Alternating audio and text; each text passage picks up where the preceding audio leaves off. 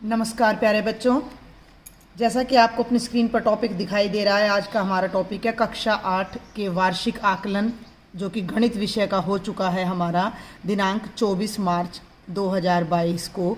उसका सॉल्यूशन आज हम करने जा रहे हैं। और सॉल्यूशन स्टार्ट करने से पहले मैं आप सबको कह दूं कि अगर आप में से किसी स्टूडेंट ने मेरे चैनल को सब्सक्राइब नहीं किया है तो सबसे पहले जल्दी से सब्सक्राइब कर लें, क्योंकि जैसे ही अब आप 9वीं कक्षा में आएंगे तो आपको मेरे लेक्चर्स तैयार मिलेंगे और उनकी सहायता से आप बहुत आसानी से अपने गणित के सिलेबस को समय पर पूरा कर पाओगे। देखिए बेटा, ये हमारा गणित का क्वेश्चन पेपर आया है। वार्षिक आकलन मार्च 2022, कक्षा 8 विषय गणित। 180 मिनट यानी 3 घंटे का पेपर था। 60 नंबर थे। सभी प्रश्न अनिवार्य है और उसको 5 भागों क ख ग घ ड़ में बांटा गया है। भाग क बहुविकल्पीय प्रश्न 1 से 12 सही उत्तर का चयन करके लिखो। प्रत्येक प्रश्न 1 अंक का है। तो सबसे पहले मैं आपको यहाँ पर भाग क ही करवाने जा रही हूँ। पहला प्रश्न है, परिमेय संख्याओं का गुणात्मक तत्समक क्या होता है। देखो बेटा, गुणात्मक तत्समक इंग्लिश में बोल देते हैं मल्टीप्लिकेटिव आइडेंटिटी। ठीक है, थोड़ा सा मैं समझाते हुए चलती हूँ। मैं केवल आपको उत्तर नहीं बताती हूँ, मेरा टारगेट होता है कि मैं बच्चों को साथ में समझा भी सकूँ। तो हमें बताना है गुणात्मक तत्समक। गुणात्मक तत्समक क्या होता है कि किसी भी संख्या, मान लो मैंने ले लिया 5 को मैं किससे गुणा करूँ कि 5 ही आ जाए, जिससे मैं गुणा करूंगी वो मेरी मल्टीप्लिकेटिव आइडेंटिटी होगी, वो मेरा गुणात्मक तत्समक होगा। तो एक बहुत सिंपल सा, हमें पता है पहाड़े में कि अगर मैं 5 को 1 से गुणा करूं तो 5 आएगा। इसी तरह मान लो मैं कोई परिमेय संख्या ले लूँ 3/4, 3/4 को किससे गुणा करूं कि 3/4 आ जाए तो वो 1 आएगा। तो हमारी वो संख्या जिसको किसी अन्य संख्या से गुणा करने पर वही संख्या दोबारा प्राप्त हो जाए, वो गुणात्मक तत्समक कहलाता है। तो हमारा सही आंसर होगा ऑप्शन नंबर 1। ठीक है, ऑप्शन नंबर 1।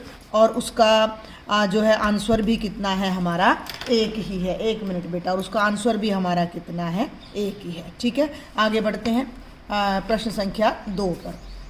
निम्न में कौन सी पूर्ण वर्ग संख्या है। वैसे तो ये बहुत आसान है, 142, 43, 44 और 47। 4 ऑप्शन आपको दिए गए हैं, 42, 43, 44 और 47। अगर आपको 15 तक के वर्ग याद हैं तो हम सबको पता होता है कि 12 का वर्ग क्या होता है। 12 गुणा 12 144। तो जो 144 है वो हमारी पूर्ण वर्ग संख्या है। तो सही उत्तर हो जाएगा 3, 144। ये यहाँ ब्लॉक में मैं उत्तर लिख रही हूँ आपके प्रत्येक प्रश्न के। ठीक है, आगे बढ़ते हैं प्रश्न संख्या 3 पर। 8 की घात 3 गुणा 8 का मान क्या होगा। बहुत ही आसान सा प्रश्न है। 8 की घात 3 का क्या मतलब है, 8 गुणा 8 गुणा 8 और 1 8। यहाँ पहले से 8 की घात 3 का मतलब 3 बार 8 और 1 8 हो रहा है, तो 4 बार गुणा करना है। पहले मैं इन दोनों को गुणा कर लूँ, 8 8 64, और इन दोनों को कर लूँ 64। और अब कुछ भी नहीं करना, 64 की 64 से गुणा कर देने। 4 चौके 16, 1 4 6 24 और 1 25, 6 चौके 24, 2 6 6 36 और 2 38, 6 9 और भाई 8 और 2 10 और 3 और 1 4। तो आपका सही उत्तर हम ढूंढते हैं इसमें है या नहीं। ये रहा ऑप्शन नंबर 1 है, 4096। तो ऑप्शन नंबर 1 हमारा सही उत्तर हो जाएगा 4096। ठीक है भाई, प्रश्न संख्या 4। प्रश्न संख्या 4 है हमारी, 19,683 का घनमूल क्या होगा। तो घनमूल ही निकालना, इनको मत करने बैठ जाना। घनमूल कैसे निकालते हैं, 19,683 के हम करेंगे अभाज्य गुणनखंड। ये एक विषम संख्या है, 2 पर तो भाग होगी नहीं, तो अगली अभाज्य संख्या है 3। 3 के लिए पहले हम जांच कर लें कि भाग हो भी रही है या नहीं। तो 9 और 1 10 और 6 16 और 8 24 और 3 27। 27 3 के पहाड़े में आता है, तो ये संख्या भी 3 के पहाड़े में आएगी। इसको आपने अलग से रख के, जिन बच्चों को मुजबानी भागना है अलग से भाग करनी है। 3 6 18, 1 3 पंजे 15, 1 और 3 6 18 और 3 एकम 3, 6 और 5 11 और 6 17 और 1 18। ये फिर 3 पर जाएगा। 3 दूनी 6, 3 एकम 3, 3 8 24, 3 7 21, 7 और 8 15 और 1 16 और 2 18। फिर 3 पे जाएगा, 3 7 21, 3 दूनी 6, 3 नीम 27। फिर 3 पे जाएगा, 3 दूनी 6, 3 चौके 12, 3 तिया 9, 3 8 24 और 3 एकम 3। ध्यान से देखें, 3 दूनी 6, 3 7 21, 3 नीम 27, 3 तिया 9, और जब तक अंत में 1 ना आ जाए तब तक भाग करना है। तो 19,683 के गुणनखंड बन गए। ये सब रफ है भाई, ध्यान रखना। 1 2 3 4 5 6 7 8 9 बार 3 आ रहा है। तो 1 2 3 4 5 6 7 8 9। घनमूल के लिए हम 3 के जोड़े बनाते हैं और घनमूल का जो चिन्ह होता है वो ये होता है। तो इन 3 का एक 3 बन जाएगा, फिर इन तीनों का एक और 3 बन जाएगा और इन तीनों का एक और 3 और 3 तिया 9 तिये 27 हमारा 19,683 का घनमूल होगा। अर्थात अगर मैं 27 को 3 बार गुणा करती हूँ तो मुझे 19,683 मिलने वाला है। तो मेरा सही उत्तर होगा 27। इसका उत्तर ये था और इसका उत्तर ये था हमारा। ठीक है भाई, आगे बढ़ते हैं। प्रश्न संख्या 5, यदि किसी वस्तु का क्रय मूल्य 2,000 रुपये और विक्रय मूल्य 2,200 रुपये हो तो कितने रुपए का लाभ या हानि होगी। कितना मूजबानी सवाल है।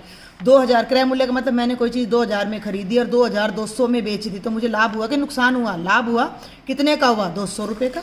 भाई 2,200 में बेची है, 2,000 में मैंने खरीदी थी, तो 2,200 में से 2,000 घटाए तो मेरा जो आंसर आएगा वो आएगा 200 रुपये लाभ। तो ढूंढ लो कहाँ है 200 रुपये लाभ। इसमें ये रहा ऑप्शन नंबर 4। तो ये हमारा सही आंसर हो जाएगा 200 रुपये लाभ। आगे बढ़ते हैं। प्रश्न संख्या 6, 5 रुपये का 50 पैसे के साथ क्या अनुपात होगा। ये प्रश्न मैंने अपने लेक्चर्स में और एक नंबर के में इनमें सब में करवा रखे हैं मैंने। 5 रुपये और 50 पैसे अनुपात ज्ञात करने के लिए दोनों का एक इकाई में होना ज़रूरी है। तो 1 रुपये में होते हैं बेटा 100 पैसे, तो 5 रुपये में हो जाएंगे 500। तो इस रुपये को आपने पैसे में बदलना है, 500 पैसे अनुपात 50 पैसे। अनुपात ज्ञात करने के लिए आप दोनों को भाग कर सकते हो। तो 0 से 0 कट गया, 5 एकम 5, 5 एकम 5, ना जाने की 0, 10/1 अर्थात ये आ जाएगा 10:1। तो 10:1 देख लो छठे का कौन सा ऑप्शन है। ऑप्शन नंबर 3 है। तो हमारा राइट ऑप्शन ऑप्शन नंबर 3 हो जाएगा। ठीक है भाई, इसका ये 4th है और इसका ये 3rd है हमारा। आगे बढ़ते हैं प्रश्न संख्या 7 पर। पंचभुज के अंतः कोणों का योग कितना होता है। तो ये आपके पास कितनी भुजाएं हैं? 5। इन भुजाओं को अगर मैं n कह दूं तो अंतः कोणों का योग के लिए हमारे पास सूत्र होता है।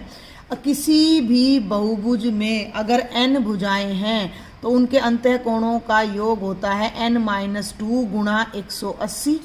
आपके पास पंचभुज है, 5 भुजाएं हैं, तो 5 - 2 गुणा 180, 3 गुणा 180 और 18 × 54, 540 डिग्री आपका आंसर आ जाएगा, जो कि आपका ऑप्शन नंबर 2 है। ठीक है, आप किसी भी तरह से अपने उत्तर को लिखकर आ सकते हो।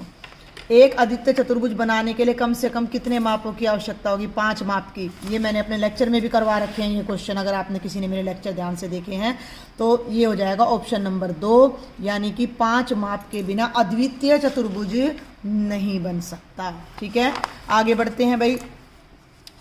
यदि बेलन की त्रिज्या r इकाई और ऊंचाई h है तो बेलन का आयतन कितना होगा? मूजबानी सवाल है। बेलन के आयतन का सूत्र आपको याद होना चाहिए। r तो ये त्रिज्या है आधार की और h ये ऊंचाई है। तो बेलन के आयतन का सूत्र होता है πr²h, यानी पाई गुणा त्रिज्या का वर्ग गुणा ऊंचाई। तो इसका उत्तर हो जाएगा 2, इसका उत्तर हो जाएगा 1। प्रश्न संख्या 10, 3x + 5 = 14 है तो x का मान क्या होगा? तो ये देखिए प्रश्न संख्या 10, 3x + 5 = 14। 5 को राइट साइड में ले जाइए, 14 घटा 5 जमा था उधर जाके घटा हो जाएगा। 3x = 9 और x आ जाएगा 9/3 यानी 3। तो x का आंसर 3 आने वाला है। 10वें का ऑप्शन नंबर 4, ऑप्शन नंबर 4 हमारा, जिसमें हमारा आंसर कितना आ रहा है? 3 आ रहा है। ये हमारा आंसर हो जाएगा। समझ आ रहा है आपको? क्वेश्चन नंबर 11, ऑयलर सूत्र। ऑयलर सूत्र मूजबानी है f + v घटा e = 2। तो हम डायरेक्ट लिख देंगे f + v घटा e = 2। ये फेस होता है फलक, ये शीर्ष वर्टेक्स, ये एज यानी किनारा, और ये किसके बराबर होता है? 2 के। प्रश्न संख्या 12, मूलधन गुणा 1 जमा दर बटे 100 की घात है भाई ये समय, निम्न में किसका सूत्र है? चक्रवर्ती ब्याज, साधारण मिश्र धन, चक्रवर्ती मिश्र धन। तो ये हमारा चक्रवर्ती मिश्र धन का सूत्र है। किसका सूत्र है? चक्रवर्ती मिश्र धन। इसकी सहायता से पहले हम चक्रवर्ती मिश्र धन निकालते हैं और उसमें से फिर मूलधन घटाकर चक्रवर्ती ब्याज निकाला जाता है। तो 12वें का सही उत्तर आ जाएगा ऑप्शन नंबर 4, चक्रवर्ती मिश्र धन। ठीक है भाई, समझ आ गए? तो ये 12 प्रश्न एक एक अंक के थे। आगे भी हमारा भाग ख आ जाता है, वस्तुनिष्ठ प्रश्न। ये भी एक ही अंक के हैं, लेकिन इसमें आपको 4-4 ऑप्शन नहीं देंगे, यानी MCQ नहीं होंगे। भाग ख 13 से 20 निर्देश अनुसार करें। प्रत्येक प्रश्न एक अंक का है। सम अष्टभुज के विकर्णों की संख्या 20 है, सत्य या असत्य? तो यहाँ आपको थोड़ा सा नियम का ज्ञान होना चाहिए। प्रश्न संख्या 13, यदि किसी अष्टभुज की, ध्यान से सुनना मेरी बात को, अष्टभुज नहीं सॉरी, यदि किसी बहुभुज की भुजाओं की संख्या n हो तो उसके जो विकर्णों की संख्या होती है n × n-3/2 होती है। अब आपके पास अष्टभुज है तो n का मान आ गया 8, तो विकर्णों की संख्या कितनी हो जाएगी? 8 ब्रैकेट 8 घटा 3/2, यानी 8 में से 3 गया 5/2, 2 चौके 8 और 4 पंजे 20, यानी कि 20 हमारे क्या बनेंगे? विकर्ण। ये भी यही कह रहा है कि सम अष्टभुज के विकर्ण कितने होते हैं? 20 होते हैं। तो ये सत्य कह रहा है कि असत्य कह रहा है? ये इस बात को बिल्कुल सत्य कह रहा है। ठीक है, इसका आंसर ये था और इसका आंसर ये था। ठीक है, तो ये बिल्कुल इस बात को सत्य कह रहा है। अब मैं चलती हूँ प्रश्न संख्या 14 पर। 15 का वर्ग बराबर है 215, सत्य या असत्य? करके भी देख सकते हो। 15 का वर्ग 225 होता है। जिनको गुणा नहीं करनी आती हो करके देख लेना, यानी कि ये बात इस बुक वाले ने, पेपर वाले ने असत्य कही है। एक घनाभ के फलकों की संख्या, घनाभ बेटा जी अभी मेरे पास घनाभ है नहीं, मैं आपको दिखाती। कोई भी ईंट ले लीजिए, कोई भी आप ज्योमेट्री बॉक्स ले लीजिए। ये देखिए, ये मेरे पास चौक का डब्बा है, ये मेरे पास चौक का डब्बा है, ये घनाभ है। तो एक इसके नीचे 2, एक इधर है 3, एक इधर है 4, एक इधर है 5 और एक इधर है 6। 6 फलक है। देखो 1 2 3 4, ये 5 और ये 6। तो घनाभ के कितने फलक होते हैं बेटा जी? 6 फलक होते हैं। घनाभ के फलकों की संख्या कितनी होती है? 6। तो 15वें का उत्तर आ जाएगा 6। आगे बढ़ती हूँ मैं 16वें पर। साधारण ब्याज बराबर है मूलधन गुणा खालिस्तान बटे 100, खालिस्तान भरें। ये साधारण ब्याज का फॉर्मूला है, हम शायद 7वीं कक्षा में भी करते हैं। तो क्या फॉर्मूला खालिस्तान की जगह क्या आ जाएगा? मूलधन गुणा दर गुणा समय और सारे के बटे में कितना आ जाएगा? 100 आ जाएगा। ठीक है भाई, आगे बढ़ूँ अब मैं। प्रश्न संख्या 17, उचित मिलान करें। एक ही प्रश्न के 2 भाग हैं। बेलन का संपूर्ण पृष्ठीय क्षेत्रफल, संपूर्ण पृष्ठीय क्षेत्रफल होता है 2 पाई r ब्रैकेट r जमा h। ठीक है, तो इसका तो उत्तर ये आ जाएगा। और वृत्त की परिधि होती है 2 पाई r, दिख रहा है ना आपको? तो यहाँ मैं इनके सामने ही इनके उत्तर लिख रही हूँ।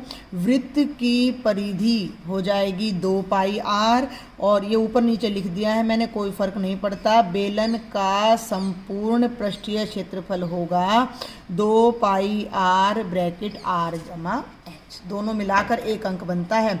प्रश्न संख्या 18, यदि 5x जमा 6 बराबर 16 है सॉरी, तो x बराबर खालिस्तान होगा। प्रश्न संख्या 18, 5x जमा 6 बराबर 16। अभी अभी आया ऐसा ये एक और समीकरण। 5x को लेफ्ट में रखो, 6 को राइट साइड में ले जाओ तो 16 में से घट जाएगा। लेफ्ट में 5x ही रहेगा और 16 में से 6 गए 10, x यहीं रह जाएगा, 5 राइट में चला जाएगा, 10/5 यानी कि 2। तो हमारा जो सही उत्तर आ जाएगा वो कितना आ जाएगा? x बराबर 2। ठीक है, 5/7 का गुणात्मक प्रतिलोम -5/7 है, तो यह गलत है। ठीक है, कैसे गलत है भाई? 5/7 का गुणात्मक प्रतिलोम क्या होगा कि 5/7 को किससे गुणा करूं कि 1 आ जाए? तो ध्यान देना है, x को यहीं रखो, 7 को उधर ले जाओ और 5, यानी कि अगर मैं 5/7 को 7/5 से गुणा करती तो मेरा उत्तर 1 आ जाता। यानी जो गुणात्मक प्रतिलोम है वो ये होना चाहिए था 7/5, जबकि किताब वाला कह रहा है कि -5/7, जो कि योगात्मक योज्य प्रतिलोम एडिटिव इनवर्स होता है। तो ये हमारा जो है क्वेश्चन असत्य है। 4 और 5 के बीच एक परिमेय संख्या है, सत्य या असत्य? भाई 4 और 5, ये देखिए आगे बढ़ते हैं प्रश्न संख्या 20 पर। 4 और 5 के बीच में कितनी परिमेय संख्याएं होंगी भाई? 4 और 5 के बीच में अनंत दिख रहा है ना, 4 और 5 के बीच में अनंत परिमेय संख्याएं होंगी। तो ये कह रहा है कि एक ही होगी, तो ये बुक वाला, किताब वाला, पेपर वाला बिल्कुल गलत कह रहा है। तो ये 20 प्रश्न आपके एक एक नंबर के थे। अब हम भाग ग करने जा रहे हैं जो कि अति लघु उत्तरात्मक प्रश्न है, 2 अंक के हैं। प्रश्न संख्या 21, निम्न को हल करें। 3x बटे 5 जमा 7 बराबर है 13। 3x बटे 5 जमा 7 बराबर है 13। जब भी इस तरह के सवाल हल करने, 2 करवा चुकी हूँ मैं इससे पहले 2, तो x को एक तरफ रखें, x को तो यहीं रखो, 3x बटे 5 बराबर है 13 भी यहीं रहेगा, और ये 7 संख्या है, राइट में जाके घटा के हो जाएगी क्योंकि यहाँ जमा में है। बड़ी शांति से करना है। 3x बटे 5, 13 में से 7 गए 6। अब हमें यहाँ केवल x को रखना है, तो पहले तो 5 जो नीचे है उसको राइट में ले जाओ। जो संख्या बाईं तरफ जमा में होती है वो राइट में जाके घट जाती है, जो इधर घटा में होती है उधर जमा में हो जाती है, जो इधर मल्टीप्लाई में होती है वो उधर डिवाइड में हो जाती है, जो डिवाइड में होती है वो मल्टीप्लाई में। तो 3x को तो मैंने यहीं रख लिया और 5 को मैं इधर ले गई, 6 के गुणा में चला गया, और अब मैं 3 को इसके नीचे ले आऊँगी क्योंकि ये गुणा में है, तो बटे में 3। अब ये बन गया 6 5 30 बटा 3, और 30 3 के पहाड़े में आता है 10 पर, तो x का उत्तर कितना आ जाएगा? 10 आ जाएगा। बहुत ही आसान सा प्रश्न था। प्रश्न संख्या 22, 3 बटे 8 का 12 बटे 5 भाग 9 बटे 10 गुणा 5 बटे 7 घटा 5 बटे 7 को हल करें। इस प्रश्न को हल करने के लिए आपको बोडमास का नियम ध्यान रखना है। बोडमास का मतलब सबसे पहले ब्रैकेट खोलते हैं जो कि इसमें कहीं है नहीं, फिर ऑफ खोलते हैं, ऑफ का मतलब का के की, डी का मतलब होता है बेटा जी, एक मिनट, डिवीजन, डिवीजन का मतलब भाग, फिर हम करते हैं मल्टीप्लाई, मल्टीप्लाई का मतलब होता है गुणा, ये एडिशन यानी कि जमा, और लास्ट में हम करते हैं सब्ट्रैक्शन यानी कि घटा। तो हम सबसे पहले तो ब्रैकेट है नहीं तो ऑफ खोलेंगे, तो पहले इन दोनों को खोलेंगे। तो ये हो गया 3 बटे 8 का मतलब 12 बटे 5, भाग में ध्यान देना है 9 बटे 10 गुणा 5 बटे 7 घटा 5 बटे 7।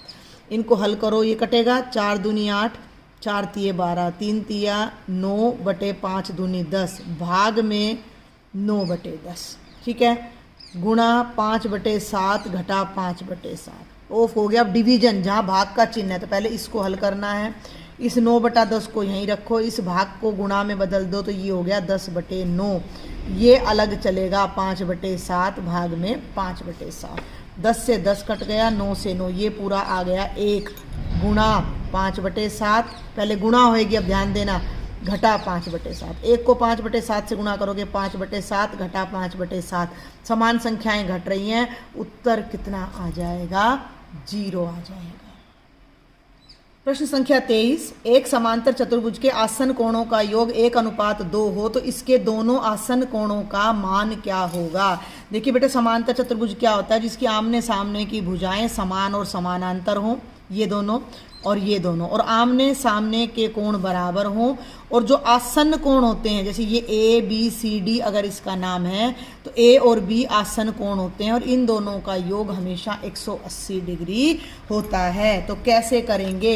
अब इन दोनों कोणों का आपको अनुपात दे रखा है, तो आप क्या लिखोगे कि समांतर चतुर्भुज के कोणों का अनुपात कितना दे रखा है? 1:2।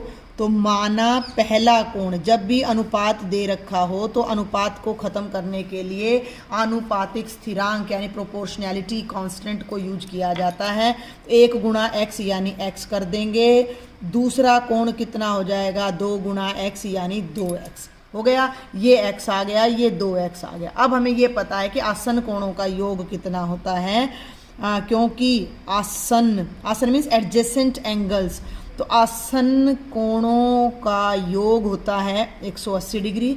तो पहला कोण x है, दूसरा 2x है, दोनों का योग हो गया 180 डिग्री। दोनों को जोड़ोगे तो 3x बराबर 180 डिग्री, x आ जाएगा 180 डिग्री बटे 3 यानी कि 60 डिग्री। x 60 आया, ये 60 आया तो ये कितना आ जाएगा 120, तो सीधा सा है, प्रश्न में कुछ नहीं है। अतः पहला कोण, आसन कोण कितना होगा x, कितने का, 60 डिग्री का। और जो दूसरा कोण है वो कितना था, 2x था। 2x का मतलब 2 को 60 से गुणा करेंगे 120 डिग्री, तो 60 डिग्री और 120 डिग्री हमारे कोणों का आंसर आ जाएगा। ठीक है, आगे बढ़ते हैं। प्रश्न संख्या 24। देखो किताब, ये पेपर वाला खुद ही इसमें आधी मदद आपकी करता है। यदि किसी बहुलक के फलकों, ये फलक है भाई, अगर आपको दिखाई ना दे रहा हो, फलकों की संख्या 17 और शीर्षों की संख्या 5 है, तो उसके किनारों की संख्या ज्ञात करें। फलक, शीर्ष और किनारों का सूत्र ये रहा, f जमा v घटा e बराबर 2। तो आप इसे कैसे करोगे, आप यहाँ लिखो, 2 नंबर में है तो लिखना जरूर है, बहुलक के फलकों की संख्या, फलक यानी फेसिज यानी f 17, बहुलक के किसकी संख्या, शीर्षों की, शीर्ष को कहते हैं वर्टेक्स, वर्टेक्स को इंग्लिश में v कहते हैं, तो v आ गया 5। तो बहुलक के हमने क्या निकालना है, किनारे निकालना है। तो बहुलक के माना कर देना, माना बहुलक के किनारे कितने हैं e, तो ऑयलर सूत्र से, ठीक है ना भाई, नाम जरूर लिख दो, इससे क्वेश्चन बड़ा इफेक्टिव हो जाता है। ऑयलर सूत्र से f जमा v घटा e बराबर 2, ठीक है। तो f की जगह रख दो 17, v की जगह रख दो 5 घटा e बराबर 2, 17 और 5 हो गए 22, e को राइट साइड में ले जाओ तो ये हो जाएगा 2 जमा e, e निकालना है तो e को यहीं रहने तो 2 को इधर ले आओ, 22 घटा 2 बराबर e, और 22 में से 2 गए 20, तो e कितना आ जाएगा 20। e का मतलब क्या है कि उस बहुलक के किनारों की संख्या कितनी है, 20 है। तो अतः हम यहाँ लिख सकते हैं कि किनारों की संख्या कितनी है, 20 है। कोई भी डाउट है आपने मुझे कमेंट बॉक्स में लिखना है, और अभी तक अगर चैनल को सब्सक्राइब नहीं किया है तो जल्दी से कर दें बेटा। प्रश्न संख्या 25। 25,000 रुपये का 3 वर्ष का 20% वार्षिक चक्रवर्ती नहीं होता, चक्रवृद्धि होता है, ब्याज की दर से चक्रवृद्धि मिश्रधन ज्ञात करें। ये देखिए चक्रवृद्धि मिश्रधन का सूत्र भी इसी में हमें दे रखा है, मूलधन गुणा 1 जमा दर बटे 100 की पावर समय। तो हम यहाँ इसकी राशि लिखते हैं कि मूलधन कितना है, 25,000 रुपये है, समय कितना है, 3 वर्ष है, दर कितनी है, 20% वार्षिक है। तो हमें पता है कि चक्रवृद्धि मिश्रधन निकालना है, ब्याज नहीं निकालना। तो उसका सूत्र क्या होता है, मूलधन ब्रैकेट 1 जमा दर बटे 100 की पावर में समय।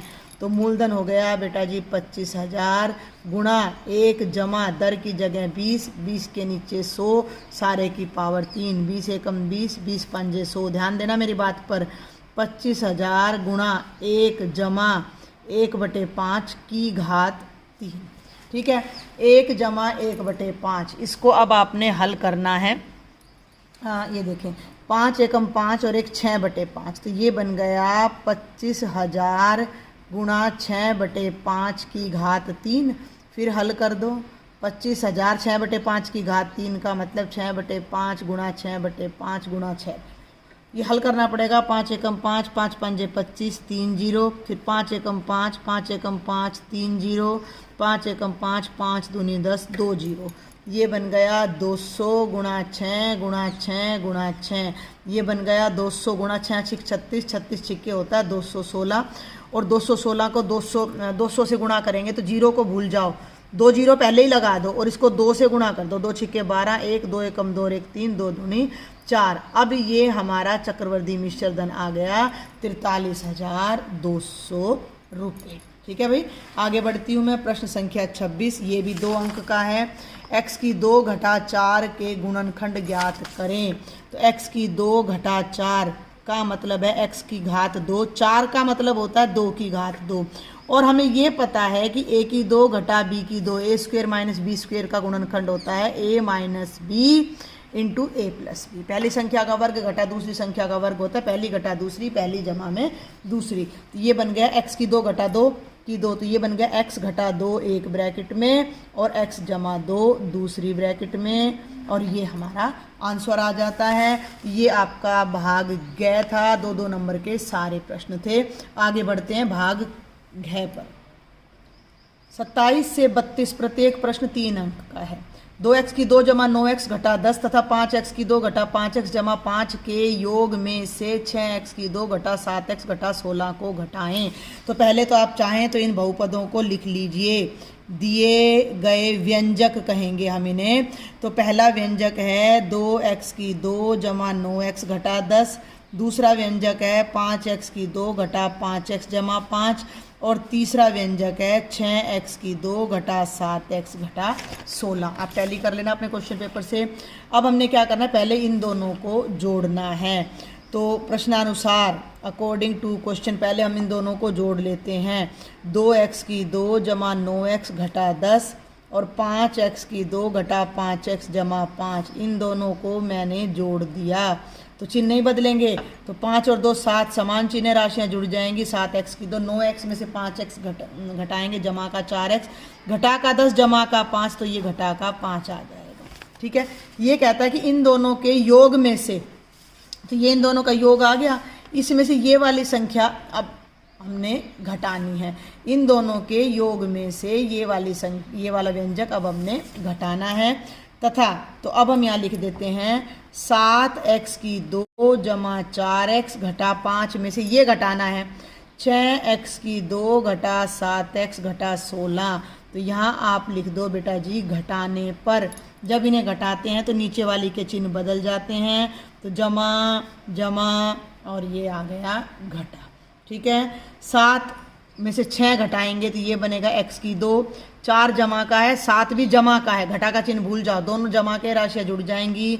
जमा का 11x घटा 5 जमा 16, यानी 16 घटा 5 कितना आ जाएगा 11। तो ये x की 2 जमा 11 x जमा 11 हमारा आंसर आ जाएगा। किसी भी डाउट के लिए आपने मुझे कमेंट बॉक्स में ज़रूर से ज़रूर लिखना है। मेरा लेक्चर कैसा लगता है, समझ आता है या नहीं, ये सब बातें आप मुझे ज़रूर बताया करें। p ब्रैकेट 6p घटा 7 जमा 5 में p बराबर 1 के लिए मान क्या होगा। हमें दे रखा है p ब्रैकेट 6p घटा 7 जमा 5, p बराबर 1 रखने पर, तो इसमें p बराबर 1 रख दो, जहाँ जहाँ p है उसे हटा दो, उसके स्थान पर 1 ब्रैकेट 6 गुणा 1 घटा 7 और जमा में आ गया 5। 1 ब्रैकेट 6 एकम 6 घटा 7 जमा 5, 6 में से 7 गया -1 जमा 5, घटा का 1 जमा का 5 यानी 5 घटा 1, उत्तर कितना आ जाएगा 4 आ जाएगा। आगे चलते हैं बेटा, प्रश्न संख्या 29। एक वर्ग बनाइए जिसकी भुजा 5 सेंटीमीटर है। वर्ग क्या होता है, जिसकी चारों भुजाएं समान होती हैं और प्रत्येक कोण 90 डिग्री का होता है। तो ये हमने फूटा ले लिया, ये हमने पेंसिल ले ली। सबसे पहले आपने फूटा को यहाँ रखना है, ठीक है भाई, और ये 0 पर और एक डॉट आपने लगाना है 5 पर। 0 और 5 पर डॉट लगाकर सबसे पहले आपने 5 सेंटीमीटर लंबी कोई भी एक रेखा ए बी ले लेनी है। ठीक है, अब क्योंकि हमने वर्ग बनाना है तो वर्ग का प्रत्येक कोण 90 डिग्री का होता है, तो मैं सजेस्ट करूंगी कि आप प्रकार से बनाएं, अन्यथा भाई 3 नंबर का तो प्रकार से ही बनाना। तो ए पे आपने अब बनाना है 90 डिग्री का कोण। तो कैसे बनाएंगे ये देखिए, ये हमने लगा दी चाप, ठीक है, और ये मैंने लगाई 60 डिग्री की चाप। 1 मिनट भाई, थोड़ा ध्यान से देखें ज़रा। और ये मैंने लगा दी 120 की, और 60 से भी एक चाप लगा दी और 120 से भी एक चाप लगा दी।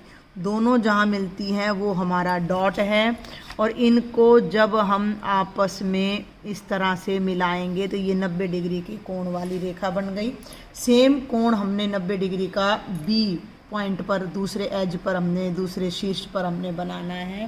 तो ये आ गया, यहाँ पर चाप लगाई, ये 60 डिग्री बेटा, ये 120 डिग्री, और एक चाप यहाँ और लगी, और 120 से एक चाप और लगाई जो यहाँ काटती है। अगर पूर्णतया नहीं कटता है तो ऐसे काट देना है आगे बढ़ाकर। ठीक है, अब ये दोनों 90 डिग्री का कोण बनाती हुई रेखाएं तो आ गई, लेकिन वर्ग तो नहीं बना। अब वर्ग की प्रत्येक भुजा समान होती है। ये कितनी है, ए बी 5 सेंटीमीटर है, तो अभी आप प्रकार को ए पर रखकर बी तक ले जाओ तो ये भुजा हो गई 5 सेंटीमीटर, और इतना ही प्रकार खोलकर ए से आपने चाप लगानी है, एक ये लग गई, ये बी से चाप लगानी है, ये लग गई। जहाँ ये काटता है ये सी बिंदु इधर ले लेना, सी इधर ले लेना, और ये हो जाएगा बिंदु डी। और आप भाई सी को ना डी से मिला दो, तो ये ए बी सी डी हमारा क्या बन जाता है, वर्ग बन जाता है। एक्स्ट्रा पार्ट को आपने डिलीट कर देना है, इरेज कर देना है, डिलीट नहीं। तो हमने 3 नंबर का था, हमने वर्ग बना दिया, रचना के चरण की कोई ज़रूरत नहीं होती। ठीक है भाई, आगे बढ़ते हैं। प्रश्न संख्या 30, ये फिर से पेंसिल का काम है। उपयुक्त पैमाने का प्रयोग करते हुए निम्न के लिए आलेख बनाइए। मैं पहले इसको नोट कर लूँ स्टेटमेंट को। ये है बेटा प्रश्न संख्या 30। ठीक है, प्रश्न संख्या 30 में हमने इनका आलेख बनाना है कि एक पेन 5 रुपये का है, 2 पेन 10 के हैं, 3 15 का है, 4 20 का, 5 25 का। इसके लिए आपने अपना कार्तीय अक्ष यहाँ पर ड्रॉ करना है। कार्तीय अक्ष का मतलब एक हमने लेना है एक्स एक्सिस। ठीक है भाई, तो ये तो हो गया एक्स एक्सिस, और इसी के परपेंडिकुलर हम एक और लाइन लेते हैं जो हमारा होता है भाई वाई एक्सिस। तो ये हमारा हो गया वाई अक्ष। ठीक है, अब इसने कहा उचित पैमाना। उचित पैमाना का मतलब है कि जो हम ये इक्वल डिस्टेंसेस लेंगे उनको आप क्या नाम दोगे। ये एक्स हो गया, ये वाई हो गया, ये एक्स डैश हो गया, और ये आपका वाई डैश, और ये ऑरिजिन। और अब ये यहाँ पर मैंने ये इतना इतना, ठीक है, ये हमने ले लिया, इतना इतना पार्टीशन हमने इसका कर दिया। तो इसी तरीके से इतना ही हमने यहाँ रखना है। ठीक है भाई, मैं थोड़ा सा इसको टाइट कर रही हूँ, इतना ही मैं यहाँ ले रही हूँ। तो ये आपकी 1 हो गया, ये आपका 2 हो गया, ये आपका 3 4 5, 2 4 फालतू लगा लिया करो भी, 6 हैं 7। ठीक है, अब इन्हें आपने नाम दे देना है। ये आपका 1 2, यहाँ पर हम दिखाएंगे पेनों की संख्या। 1 मिनट पे दिख रहा होगा आपको, धूप तो नहीं पड़ रही, नहीं। ये देखिए, ये हो गया, 1 मिनट सॉरी बेटा, ये हो गया पेन की संख्या, ये हो गया पेन की संख्या। ओके, और ये हमारी आ जाती है यहाँ पर पेन की कीमत। ठीक है, और इनको अब हमने कितने पेन हैं, 5 तक हैं, तो ये हो गया। और इनको लेना 5-5 के अंतराल पे, 5 10 15 20 25 30। अब देखें, एक पेन की कीमत 5 रुपये है, तो यहाँ से तो आपने 1 की सिधाई लेनी है, और 5 हमें पता है क्योंकि इस लाइन पर है, नहीं तो हम दोनों तरफ से सिधाई लेते। तो ये 1 और 5 का बिंदु आ गया। 2 पेन की कीमत 10 रुपये है, तो 2 से ऐसे फूटा रख के एक बिल्कुल सीधा बिंदु आप यहाँ नापेंगे, तो ये 2 पेन की कीमत है, क्योंकि 10 ने यहीं आना है, नहीं तो हम क्या करते हैं, इधर से भी लेते हैं और इधर से भी लेते हैं। फिर 3 पेनों की कीमत कितनी है, 15 रुपये है। 3 पेनों की कीमत 15 रुपये है, तो ये आ जाएगा। 4 पेनों की कीमत 20 रुपये है, तो ये यहाँ डॉट लग जाएगा। और 5 पेनों की कीमत 25 रुपये है, तो ये डॉट लग जाएगा। और इन पाँचों को जब हम मिलाकर एक सीधी रेखा खींचेंगे तो ये हमारा दिए गई उसका जो है हमें डाटा दिया गया है, उस डाटा के लिए हमारा ये आलेख बन जाएगा। सरल रेखा हमारी तैयार हो जाती है। आप इसको कोई भी नाम एल दे सकते हो। आगे बढ़ते हैं। प्रश्न संख्या 31। एक मोबाइल फ़ोन का अंकित मूल्य 1600 रुपये, अंकित माने जो उस पर छपा हुआ है, यदि इसे 1200 रुपये में बेचा जाए, यानी कि 1600 छप रहा था लेकिन 1200 में बेच दिया, तो बट्टा तथा बट्टा प्रतिशत ज्ञात करें। बट्टा माने छूट कितनी है, डिस्काउंट कितना दिया, और वो कितने प्रतिशत डिस्काउंट मिला है वो हमने बताना है। तो सबसे पहले हम देखो 3 नंबर के सवाल हैं, तो पूरी इकाई से आपने करने हैं। मोबाइल का अंकित मूल्य कितना हो गया भाई, 1600 रुपये। मोबाइल का विक्रय मूल्य जितने में बेचा जाता है, ठीक है, ये मार्केट प्राइस कहलाता है, ये अपना सेलिंग प्राइस कहलाता है। ये हो गया 1200 रुपये। कितने में कम में बेचा उसने, 400 में। ये हानि नहीं है, ये बट्टा कहलाएगा, छूट कहलाएगी। तो बट्टा कितना हो गया, अंकित मूल्य घटा में हमारा आ जाता है विक्रय मूल्य 1600 घटा 1200 यानी कि 400 रुपये। तो एक तो हमारा आंसर आ गया ये कि बट्टा कितने का है, छूट कितने की मिली है, 400 की। अब हमने निकालना है बट्टा प्रतिशत। देखो किसी भी चीज़ का प्रतिशत निकालना हो तो ध्यान रखना है, फॉर्मूला याद ना रहे तो 1600 के समान पे 400 की छूट मिल रही है, तो 100 के समान पे कितने की छूट मिलेगी। तो ये ऊपर यानी कि बट्टा ऊपर, बटे में कितने पे छूट मिल रही है, 1600 पे। 1600 क्या है, अंकित मूल्य है, गुणा में 100, तो बट्टा हो गया 400 का, अंकित मूल्य हो गया 1600 का और गुणा 100। ध्यान देना, 2 जीरो से 2 जीरो कट गई, 4 एकम 4, 4 चौके 16, 4 से 100 कटेगा, 4 एकम 4 दूनी 8, 4 पंजे 20, ये हो जाएगा 25% बट्टा, यानी जितना मूल्य छप रहा था उसका 25% हमें छूट दे दी गई है। क्लियर है। और ये है सेक्शन घर का लास्ट क्वेश्चन 32वां। घनाकार डब्बे का संपूर्ण पृष्ठीय क्षेत्रफल 600 वर्ग सेंटीमीटर है। इस डब्बे की प्रत्येक भुजा की लंबाई ज्ञात करो। घनाकार डब्बा कैसा होता है, जैसे लूडो की डाइस होती है। लूडो तो आप सबने खेली होगी, और उसकी जो गोटी होती है, डाइस होती है, वो घन होता है, यानी उसकी प्रत्येक भुजा बराबर होती है। तो माना एक भुजा a सेंटीमीटर है। ये कहता है डब्बे की प्रत्येक भुजा की लंबाई और सेंटीमीटर में निकालनी है। तो माना बहुत ही सरल प्रश्न है भाई ये सभी। माना घनाकार डिब्बे की, थोड़ा यहाँ छोटा पड़ गया इसलिए मैं इधर लिख रही हूँ, प्रत्येक भुजा की लंबाई कितनी है, a सेंटीमीटर। ठीक है। अब हमें क्या कहा गया है कि इस डब्बे का संपूर्ण पृष्ठीय क्षेत्रफल 600 वर्ग सेंटीमीटर है। तो घनाकार डिब्बे का संपूर्ण पृष्ठीय क्षेत्रफल बराबर है, कितना हो गया, 600 वर्ग सेंटीमीटर। इधर आपने इसका सूत्र लगा देना है। क्या सूत्र होता है घन के संपूर्ण पृष्ठीय क्षेत्रफल का, 6 1 की 2, एक पृष्ठ एक वर्ग होता है, इसका क्षेत्रफल होता है 1 की 2, तो 6 पृष्ठों का क्षेत्रफल हो जाएगा 6 1 की 2, तो ये हो जाएगा बराबर है 600। हमें भुजा निकालनी है, भुजा का मतलब a का मान निकालना है, तो a को यानी a की पावर 2 को तो यहीं रखो, 6 नीचे चला जाएगा, 600 को 6 से भाग करो तो कितना आ जाएगा, 100। ध्यान देना, a का वर्ग बराबर है 100, 100 किसका वर्ग होता है, 10 का, तो दोनों तरफ वर्गमूल कर दीजिए। वर्गमूल से वर्ग कट जाता है और a कितना आ जाएगा, 10 सेंटीमीटर। तो आप लास्ट में लिख दो घनाकार डिब्बे की भुजा बराबर है 10 सेंटीमीटर। तो ये हमारा घ भाग था। अब हमारा लास्ट पार्ट रह जाता है जिसमें 5-5 अंक के 2 प्रश्न हैं। ये है बेटा भाग ड, दीर्घ उत्तरात्मक प्रश्न 33-34 5 अंक के हैं। मोहन और उसकी बहन राधा की वर्तमान आयु का अनुपात 5:7 है। अब से 4 वर्ष पश्चात उनकी आयु का अनुपात 3:4 हो जाएगा।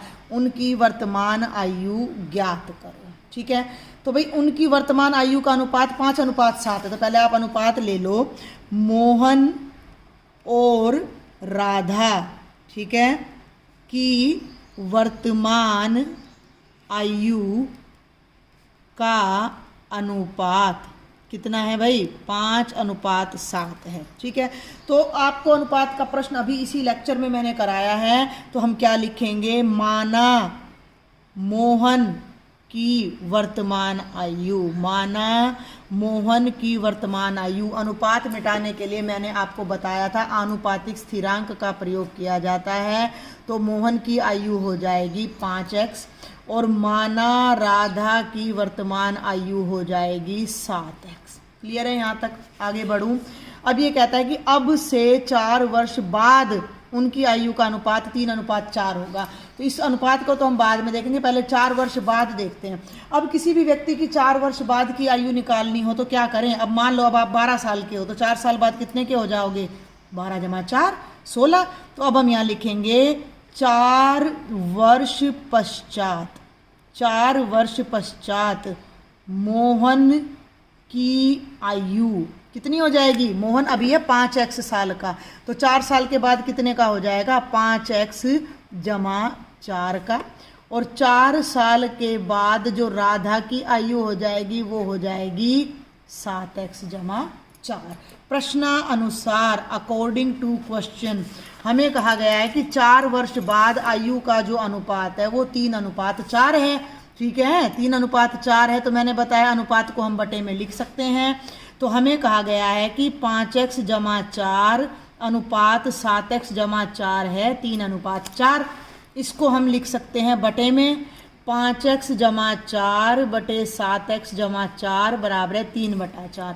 ये सारा हम कर क्या रहे हैं, हमें मोहन और राधा की वर्तमान आयु निकालनी है। वर्तमान आयु है 5x। जब तक x नहीं पता लगेगा कितना है तब तक हम उनकी वर्तमान आयु ज्ञात नहीं कर सकते। तो अब हम इन्हें हल करेंगे और इन्हें हल करने के लिए हम क्रॉस मल्टीप्लाई करेंगे, यानी कि आर पार गुणा करने पर। आर पार गुणा का क्या औचित्य होता है कि दोनों तरफ अगर परिमेय संख्या है तो इसको इससे गुणा कर दो और इस संख्या को इससे। ध्यान देना है, यहाँ है 5x जमा 4 और इसको गुणा करोगे 4 से तो पूरी टर्म को करोगे तो यहाँ ब्रैकेट लगाओगे बराबर है 3। ये टर्म उठकर यहाँ जाएगी तो 7x जमा 4।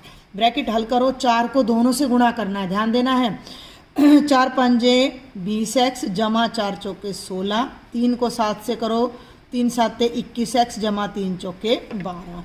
x x एक तरफ कर लीजिए, चर चर एक तरफ, अचर एक तरफ। ये 20x घटा 21 बड़ा है तो उधर ले जाओ, बल्कि मैं कहती हूँ 16 यहाँ है, 12 को इधर ले आओ, घटा हो गया बराबर 21x को यहीं रहने दो और 20x को राइट में ले जाओ। ठीक है, ध्यान देना 16 में से 12 गए 4, 21x में से 20x गया x, तो x की वैल्यू कितनी आ गई, 4 आ गई। x आया है 4। अभी मोहन और राधा की आयु नहीं आई है, ध्यान देना। मोहन की वर्तमान आयु है 5x, राधा की वर्तमान आयु है 7x।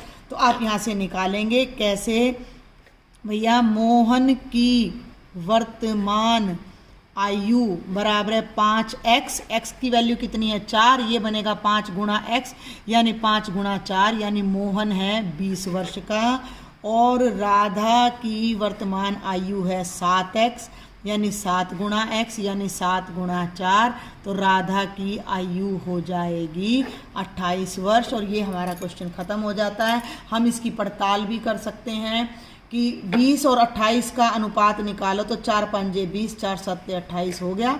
4 साल के बाद मोहन कितने साल का हो जाएगा, 24 का, राधा कितने की, 32 की। तो ये हो जाएगा 8 तिया 24 और 8 चौके 8 तिया 24 और 8 चौके 32, तो ये आ जाएगा 3:4। तो हमारी पड़ताल भी हो जाती है वेरिफिकेशन की, 4 साल के बाद रेशो ये हो जाएगा। और अब है बेटा इस क्वेश्चन पेपर का लास्ट पेपर। इसकी स्टेटमेंट नहीं उतारूंगी क्योंकि काफ़ी लंबी है। किसी फैक्ट्री के 30 श्रमिकों की साप्ताहिक मजदूरी रुपयों में निम्नलिखित है, ये दे रखी है। मिलान चिन्हों का प्रयोग करते हुए अंतरालों 800 से 810, 810 से 820 इत्यादि वाली एक बारंबारता सारणी बनाएं और उसका आयत चित्र बनाइए। तो आपने डायरेक्ट डाटा आपके पास है, आपने सबसे पहले तो सारणी बनानी है। तो यहाँ आप क्या लिखोगे, वर्ग अंतराल साप्ताहिक मजदूरी का, किसका वर्ग अंतराल, साप्ताहिक मजदूरी का, साप्ताहिक मजदूरी का। ठीक है, यहाँ आप लिखोगे इसकी बारंबारता यानी कि कौन सा डाटा कितनी बार आ रहा है, और यहाँ आप लिखोगे बनाओगे इसका मिलान चिन्ह। क्लियर है यहाँ तक। अब उसने बोला है कि 800 से 810, 810 से 820, 820 से 830, 830 से 840, ये 900 तक जा रहा है मैं देख पा रही हूँ। 840 से 850, 850 से 860, 860 से 870 और भैया 870 से, ध्यान देना है बेटा, 880 और बेटा 880 से 890। ठीक है, आगे होगा तो मैं लिख दूंगी। अब इसमें एक बात का आपने ध्यान रखना होता है कि एक सीमा तो हमें छोड़नी पड़ती है। तो मैं इसमें 800 लूँगी, 810 नहीं लूँगी। ठीक है, 810 में यहाँ लूँगी, यहाँ 819 तक लूँगी। समझ आ रहा है, यहाँ 820 से 829 तक लूँगी। तो अब हम फटाफट से गिनते हैं 800 से 810 में कितने हैं। 810 नहीं लेना है हमने, ध्यान देना है। तो 800 से 810 में एक तो ये है 801। ठीक है, आगे बढ़ते हैं, ये है 808 2। ठीक है, ये सब आपको गिनना पड़ेगा। एक ये है 806 3, तो हमारे आ गए 3। आगे बढ़ूँ, 810 से 819 लेना है, 810 से 819, तो 810 आ गया 1, ठीक है, और 20 नहीं लेना है, 1 आ गया, और ये 812 आ गया 2, और 810 से ज़्यादा लेना है, ध्यान देना है। तो हमारे पास केवल कितने आ रहे हैं, 2 आ रहे हैं। मजदूर कितने हैं, 30 हैं, तो इन सब का जोड़ 30 बनेगा। आगे ले लेते हैं 820 से 30, 20 से ज़्यादा 30 से कम, 30 से कम 20 से ज़्यादा, 30 से कम तो देखते हैं 820 से ज़्यादा, तो एक तो ये आ गया 820 एक, और आगे बढ़ते हैं फटाफट से, जल्दी जल्दी देखते हैं। ये देखिए, तो ये हो जाता है हमारा 1। तो इसी प्रकार गिनते हुए ये सारणी आपने पूरी करनी है। मैं अब इसको एक बार पूरा कर देती हूँ। तो ये बेटा मैंने बारंबारता सारणी बना ली। यहाँ मैं आपको बता दूं कि जो हमने पहले 800 गिना था ना, ये 860 है। एक्चुअल में इसमें थोड़ा मिसप्रिंट है, तो मैंने किसी और पेपर से इसको टैली किया है, तो ये 860 है। तो ये जो मैंने यहाँ 3 गिना था, ये 2 में आएगा, और यहाँ 3 है। अब आपको इसकी पहचान कैसे करनी है कि ये सही है। 3 और 2 5, इनको जोड़ लो, 2 और 3 5, और 1 6, 9 और 6 15, और 5 20, और 1 21, और 3 24, और 1 25, और 1 26, और 4 30, यानी इन सब का जोड़ 30 आ गया। अर्थात हमारी ये बारंबारता बंटन सारणी अब बिल्कुल सही है। इनके मिलान चिन्ह बना दो, ये 2, ये 3, 1, 9 के लिए पहले 5 बनाना है, 1 2 3 4 5 6 7 8 9, 1 2 3 4 5, 1 1 2 3 1 1 1 2 3 4। तो ये आधा भाग हमारे प्रश्न का यहाँ ख़त्म हो जाता है। अब ये हमसे कह रहा है कि इनका एक आयत चित्र और बनाइए। तो आयत चित्र बनाने के लिए अब हमें फिर से एक ग्राफ यहाँ पर बनाना पड़ेगा, ठीक है। तो यहाँ पर हम ले लेते हैं भाई ये अपना एक्स एक्सिस, जितना बड़ा हो सके क्योंकि हमारे बहुत सारा डाटा है, और यहाँ पर आपको ले लेना है इस तरीके से वर्टिकल लाइन, जिसे हम कहेंगे वाई अक्ष। यहाँ पर आप दिखाएंगे साप्ताहिक मजदूरी, और यहाँ पर आप दिखाएंगे अपनी बारंबारता। यहाँ पर आप लिखिएगा बारंबारता, ठीक है। तो बारंबारता तो आपकी, आप देख लीजिए कि मिनिमम 1 है और मैक्सिमम 9 है। तो यहाँ से मैं बराबर लेकर चलती हूँ, 1 2 3 4 5 6 7 8 और 9, और इन पर मैं निशान लगा देती हूँ, वो वैल्यू लिख देती हूँ, 4 5 6 7 8 और 9। क्लियर है, हो गया। अब मैं इससे आगे बढ़ती हूँ। इधर हमने लेना है 800 से शुरू करके 900 तक जाना है। तो जब हम आयत चित्र बनाते हैं, तो क्योंकि ये 0 है और 0 के बाद हम बराबर अंतराल लेंगे, तो यहाँ हम हल्का सा ऐसे एक निशान लगा देते हैं जो 800 तक के अंतर को हमारे को भरेगा। और यहाँ से अब हम बराबर अंतराल पर डॉट्स लगा देते हैं, 1-1 सेंटीमीटर के मैं लगा देती हूँ। तो 1 2 800 हो गया, ये 810 820 830 840 850 860 870 880 890 और ये 900, और ये थोड़ा आगे और ले लिया मैंने 910, ठीक है। तो ये हो गया 800, दिखाई दे रहा है आपको, 810 820 830 840 850 860 870 880 890 900 और 910। आयत चित्र में क्या होता है कि सभी आकृतियां लगातार चलती हैं एक दूसरे को टच करते हुए। तो 800 से 810 2 तक जाएगा, ध्यान देना है। 800 से 810, तो 800 को भी 2 तक ले जाओ और 810 को भी 2 तक ले जाओ। ये देखो भाई, बहुत ही आसान है, 810 को भी 2 तक ले जाओ, तो ये आ गया। अब देखें आगे, 810 से 820 3 तक जा रहा है। तो 810 को पहले, ये तो छोड़ दीजिए, अब 810 भी तो 3 तक जा रहा है ना, 3 यहाँ है, तो 810 वाले को तो बढ़ाकर 3 तक ले जाओ, क्लियर। और 820 वाले को भी 3 तक ले जाओ, और इन दोनों को भी यहाँ आपस में मिला दो। आगे फिर 1 तक है, आप अपना ये नोट कर लेना और फिर देख लेना, मुझे बार बार ऊपर नीचे करना पड़ रहा है। 820 और 830 का 1 तक जा रहा है, ध्यान देना। तो 820 को ले जाओ 1 तक, हो गया ये, और 830 को भी ले जाएं, एक लाइन यहाँ खींच दे 1 तक, ये आ गया। अब 830 से 840 9 तक जा रहा है, और 9 हमारा यहाँ है, तो मैं यहाँ से और यहाँ तक साफ मुझे दिखाई दे रहा है, 9 यहाँ है, और ये 840 को ले जा रही हूँ मैं 9 तक, और ये हमारा आयत चित्र, सारी आयत लगातार बन रही हैं। 40 से 50 जाएगा 5 तक, यानी कि यहाँ तक। तो ये अपना 5 है, पहले ही आपने ना अंदाज़ा कर लेना है बेटा जी। ये 5 है, ये रहा 5 की सीध में, तो यहाँ तक इसको ले जाना है, नीचे ही छोड़ देना है। उसके बाद 805 से 860 1 तक है, तो इसको फिर से हम 1 तक ले जाएंगे, ठीक है।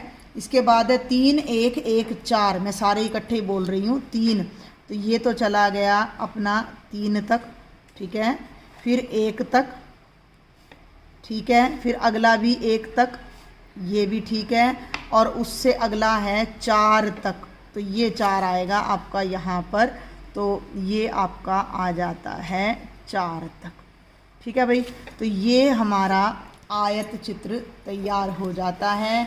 ये हमारी बारंबारता सारणी, ये बारंबारता, ये वर्ग अंतराल, बारंबारता, मिलान चिन्ह, और ये हमारा आयत चित्र तैयार हो जाता है। ये हमारा 5 नंबर का प्रश्न था और ये पूरा पेपर मैंने आपको सॉल्व करवा दिया है। आप अपने नंबर मिलाएं, कितने आएंगे, आगे के लिए भी ये चीज़ों को समझ के रखें। कोई डाउट है तो मुझे कमेंट बॉक्स में ज़रूर लिखें, और चैनल को सब्सक्राइब करना बिल्कुल ना भूलें, क्योंकि 9th का सिलेबस आपने मुझसे ही करना है। Thank you.